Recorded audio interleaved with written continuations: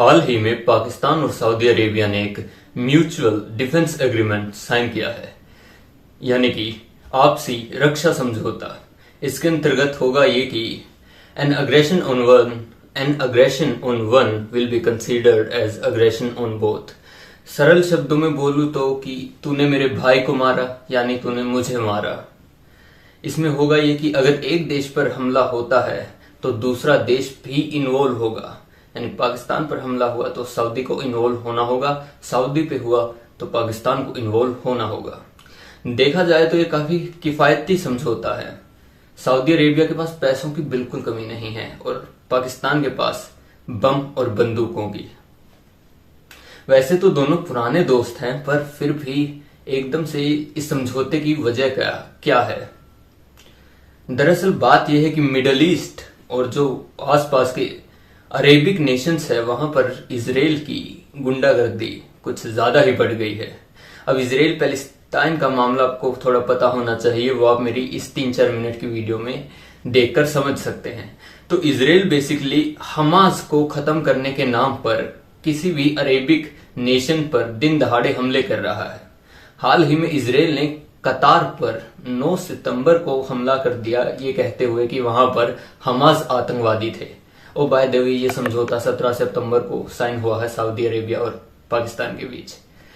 तो इजराइल की गुंडागर्दी को देखते हुए क्या पता अगला नंबर किस देश का हो। ऐसे में सऊदी अरेबिया को पाकिस्तान की परमाणु छतरी की बहुत ज्यादा जरूरत है, यानी अगर कल को सऊदी पे कुछ भी नौबत आती है तो वो पाकिस्तान से परमाणु हथियार खरीद सकता है। सिचुएशन को देखते हुए मुझे लगता है भविष्य में और भी जो अरेबिक नेशंस है वो पाकिस्तान के साथ हाथ मिला ले या इस समझौते का हिस्सा बन जाए, और भविष्य में हो सकता है हमें एक अरेबिक नेटो या मिडल ईस्ट नेटो या इस्लामिक नेटो देखने को मिले। अब नेटो क्या है वो भी आप मेरी एक वीडियो में देखकर समझ सकते हैं, छोटी सी वीडियो है। अब एक और दिक्कत है यहां पर, पाकिस्तान का ये जो दाव है ना, इससे भारत को बड़ी समस्या होने वाली है। विश्व गुरु भारत का आज दुनिया भर में कोई साथी नहीं है, यही एक कड़वी हकीकत है। हमारे पड़ोसी देश या तो हमारे जानी दुश्मन है या वहां पर सरकारें गिरी हुई है। अमेरिका से दोस्ती की उम्मीद रखना मत।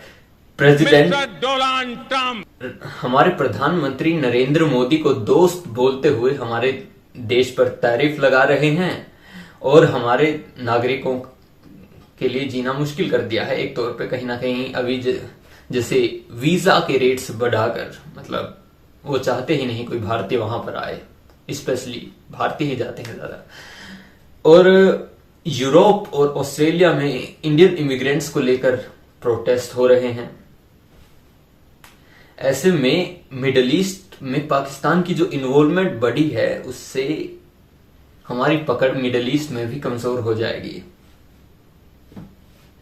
देखने के लिए धन्यवाद। एक भारतीय नागरिक होने के नाते हमें थोड़ा सा जागरूक रहना चाहिए कि आस पड़ोस में देश विदेश में क्या हो रहा है।